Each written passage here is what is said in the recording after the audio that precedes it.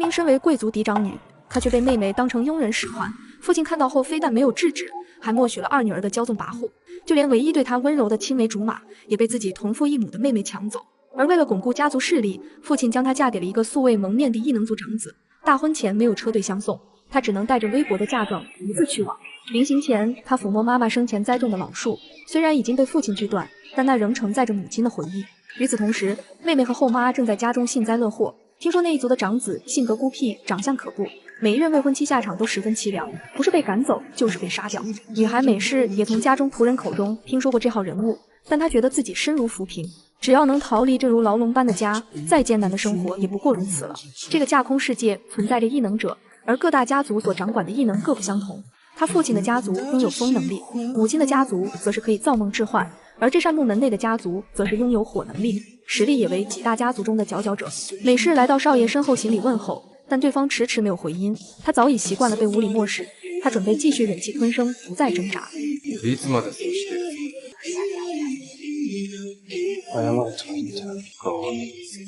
虽然眼前的人没有传言那般面目丑陋，但脾气秉性却是恶劣无比。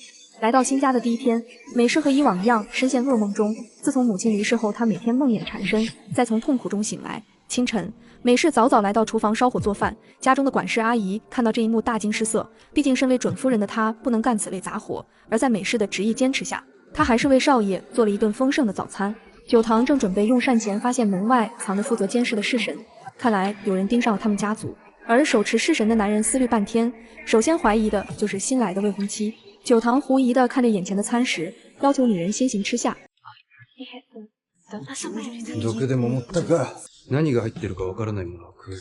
酒堂冷漠地离开了餐桌，眼神也让美世胆怯惶恐。他似乎感受到了未来的日子不会太平。见酒堂如此，从小将其抚养长大的奶娘阿尤追出来责怪他。阿尤认为美世是个不谙世事的少女，不会做出过分之事。酒堂手中掌管着一支异能族小分队，里面个个都身怀异能之术。而这日，一个异能者在街上捡到了一个玻璃瓶，里面竟然生出曼童样式的怪物。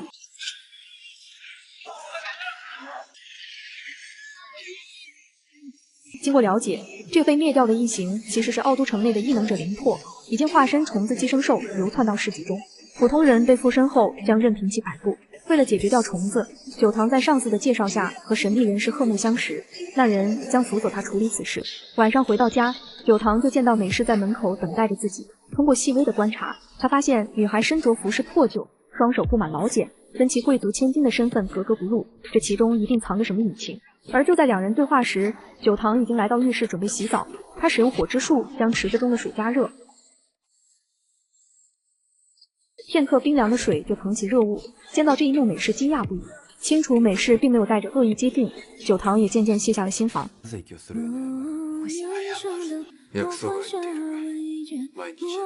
然而面对酒堂的温柔，美世内心却有些煎熬，因为她天生没有异能，所以才会遭到妹妹欺凌。如果酒堂家知晓这件事，恐怕马上就会将其送回，所以她不敢说出真相。次日一早，美世做了一桌子丰盛的餐食，见少爷放下戒心称赞好吃，她情绪失控哭了出来。而首次见到女孩子哭泣，一向冷漠的酒堂不知所措，以为自己说错了话，连忙询问。酒堂开始对未婚妻的身世产生了兴趣，究竟是多么压抑的生活才会让他如此卑微？于是，在上班前，他要求奶娘随时汇报美世的一举一动，他也会开始外部调查美世的家族。为了让美世忘却曾经的苦痛，酒堂回家后邀请未婚妻次日出门逛街。阿尤一早将美世拉到身旁帮忙化妆，发现女孩手上的冻伤快要痊愈。美世说恐怕是每晚帮少爷往澡池中放药草，顺带治好了伤。阿尤却笑着表示，少爷以前最讨厌药草浴了，恐怕是为了故意治疗你手上的伤。对于未婚夫润物细无声的关切，美世感觉内心温暖。而在阿尤的一番装扮下，美世也一改狼狈模样，一时竟看呆了酒堂。酒堂来到成衣铺给美世置办新衣服，见女孩痴痴望着粉色布料，询问下才得知，原来她母亲生前也喜欢穿这件衣服。美世跟酒堂在一起的日子感觉分外轻松，因为在此前的人生中，所有人都让她低下头去，只有酒堂让她抬起头来，堂堂正正的生活。而长这么大第一次吃到甜食的女孩忍不住双眼放光，看到女孩罕见露出轻松的笑容，也让酒堂有些心动。重新汲取到周围人的爱意后，美式感觉内心的伤疤已经脱落，生长出新的血肉。不过现实又来了一记重击。这日美式在街上与刻薄妹妹狭路相逢，对方依旧冷嘲热讽，恶语伤人。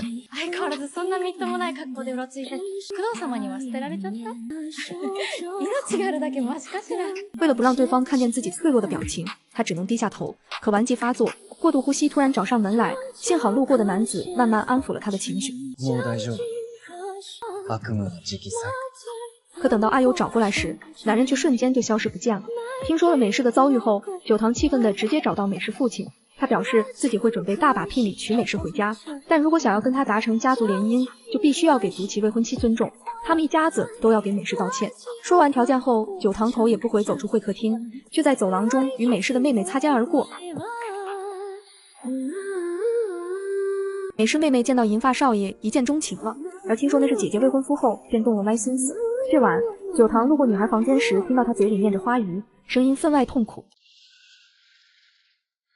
他担心的想叫醒泪如泉涌的女孩，却突然感觉到了一股非常强大的异能力量环绕在周身。几日后，九堂帮美式找来了梦中想念的花姨，在两人久别重逢后，美式终于决定不再隐瞒未婚夫。她对男人坦白自己没有异能，从小被迫辍学，没有学识，在家也被当作仆人吆五喝六，根本就不是什么贵族千金。君のことどうでもいい。私のこのまま暮らす。私、ここにいたいです。九堂将女孩送给自己的发绳递给对方，希望女孩帮自己绑上。而经过这次坦白，两人也终于确定了心意。可幸福的日子还没持续多久，美式就在某日被一辆汽车绑架而走。美式的青梅竹马闯到异能小队，将此事告知了九堂。原来绑架女孩的是其继母和父亲，他们准备偷偷将美式嫁给其他氏族，之后让美式的妹妹代替姐姐嫁到九堂家。听到消息的九堂夜闯美式家族，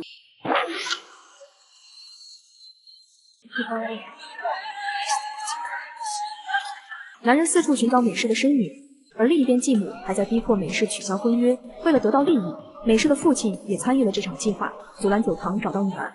生命垂危的美式此番却不打算顺从，毕竟那是他好不容易才得到的幸福。经过了重重阻碍，九堂终于来到美式面前，他轻声安抚着女孩，心疼地将其抱起，之后离开了这片火海。几日后，贺木来到九堂家中做客，又跟女孩重逢。こ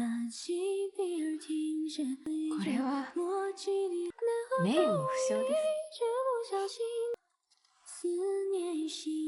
在一旁看到两人两情相悦，贺木却露出了不悦的神情。临别时，他留给美式一个式神，提出想要让美式不再沉溺噩梦，就带他来找自己。后知后觉的九堂来到抽屉里翻阅名册，才意识到原来贺木和美式是同族人。为了不让心爱之人继续深陷噩梦中，九堂决定带他来找贺木。此刻贺木的族人已经恭候良久，族长说出了一个让众人错愕的事实：原来美式是家族中强大的异能者，这么多年的能力其实被封印了，而噩梦就是副作用。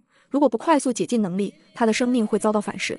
假如要觉醒，美式就必须留在薄刃家族。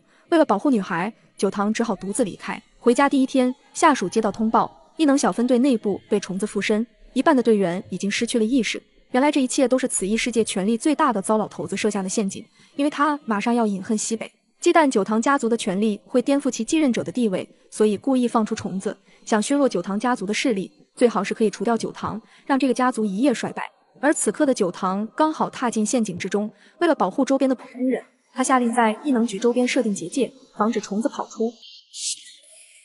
而此举动就意味着他们要跟伙伴兵刃相见。面对曾经熟识的兄弟，一个个被蒙蔽双眼，失去意识向他扑来，九堂却从头到尾都没有拿剑。而另一边无意听到长老谈论九堂被围堵的消息后，美式内心的巨大能力被唤醒，此刻他可以潜入到任何异能者的梦中，之后在幻境中除掉异形虫子。而随着最好的兄弟跟其反目成仇，九堂终于抽出了利刃。与此同时，为了守护九堂，美式逃离了家族，奔向了九堂。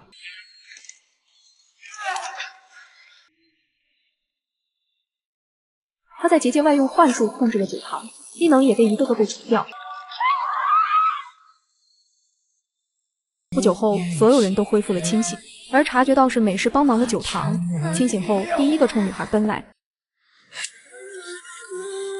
最终，当初唯唯诺诺的少女变得坚毅，而两个相爱的人也成功走到了一起。